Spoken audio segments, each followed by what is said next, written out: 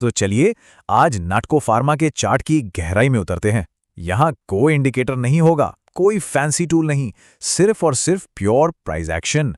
हम ये समझने की कोशिश करेंगे कि इंस्टीट्यूशंस यानी कि स्मार्ट मनी बाजार को असल में कैसे पढ़ती है। ज्यादातर लोगों को जब वो कोई चार्ट देखते हैं तो उन्हें क्या नजर आता है? शायद कुछ हरी और लाल मोमबत्तियां, ऊपर नीचे जाता हुआ एक ग्राफ, बस एक शोर। लेकिन स्मार्ट मनी इसी शोर के पीछे का संगीत सुनती है। वो कैंडल्स नहीं, वो स्ट्रक्चर को पढ़ते हैं। वो प्राइस नहीं, वो लिक्विडिटी को ट्रैक करते हैं।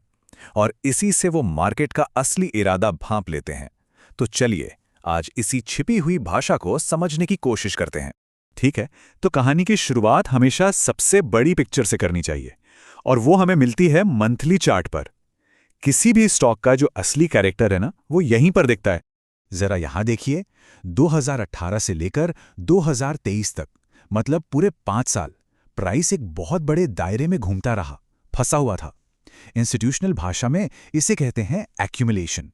मतलब स्मार्ट मनी धीरे धीरे चुपचाप माल जमा कर रही थी। और अब जो हो रहा है वो एक नया रीएक्यूमुलेशन फेज है। ये एक बहुत बड़े स्ट्रक्चरल बदलाव का पहला सबसे बड़ा संकेत है। तो मंथली चार्ट से हमें सबसे बड़ा क्लू क्या मिला? ये कि मार्केट का डीएनए बदल रहा है। जो मार्केट इतने सालों से सुस्त पड़ा था, अब वो एक ट्रेंडिंग फेज में जाने की तैयारी कर रहा है। मतलब खेल बदल रहा है। अच्छा, अब जरा जूम इन करते हैं और वीकली चार्ट पे चलते हैं। देखते हैं कि क्या मंथली चार्ट की ये बड़ी कहानी यहां पर कंफर्म होती है या नहीं। और ये देखिए, बिल्कुल कहानी एकदम साफ है।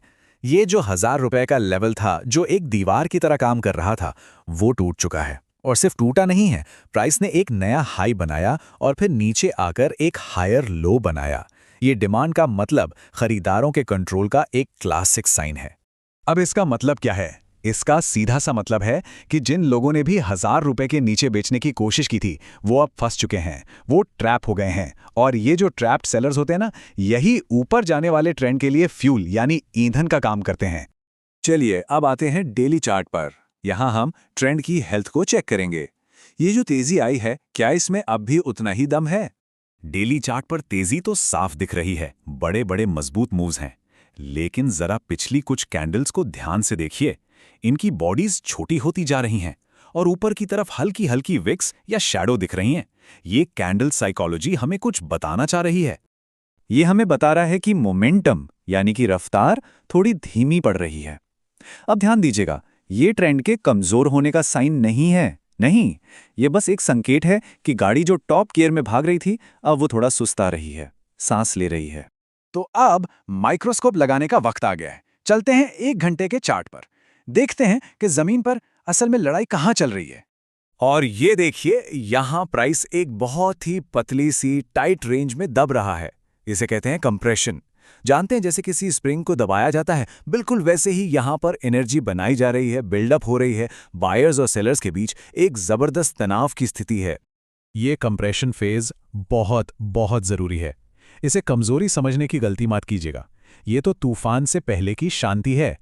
मार्केट यहां पर फैसला ले रहा है कि ये जो एनर्जी बन रही है, ये ऊपर की तरफ फटेगी या नीचे। तो अब समय है सारे डॉट्स को कनेक्ट करने का। मंथली से लेकर आवरली तक जो भी हमने देखा, आइए उन सब को एक साथ रखकर देखते हैं कि मार्केट का असली इरादा क्या लग रहा है। तो देखिए, पूरी कहानी कैसे जुड़ रही है। मंथली चार्ट कह रहा है एक बड़ा बदलाव शुरू हो गया है। वीकली कह रहा है हाँ, ट्रेंड कंफर्म्ड है, बायर्स पूरी तरह से कंट्रोल में है। डेली कह रहा है रफ्तार थोड़ी धीमी हुई है। और आवरली चार्ट तो चिल्ला चिल्ला कर कह रहा है तैयार हो जाओ, एनर्जी बन रही है। तो आखिर में हम किस नतीजे पर पहुंचे? याद रखिए, ये कोई खरीदने या बेचने की सलाह नहीं है। ये सिर्फ प्राइस एक्शन की कहानी की एक व्याख्या है, एक समझ है। मार्केट अभी एक मिड ट्रेंड पॉज में है, एक कंप्रेशन जोन के अंदर। इसका मतलब है मार्केट एक मजबूत ट्रेंड के बीच में बस सांस ले रहा है, रुककर दम भर रहा है।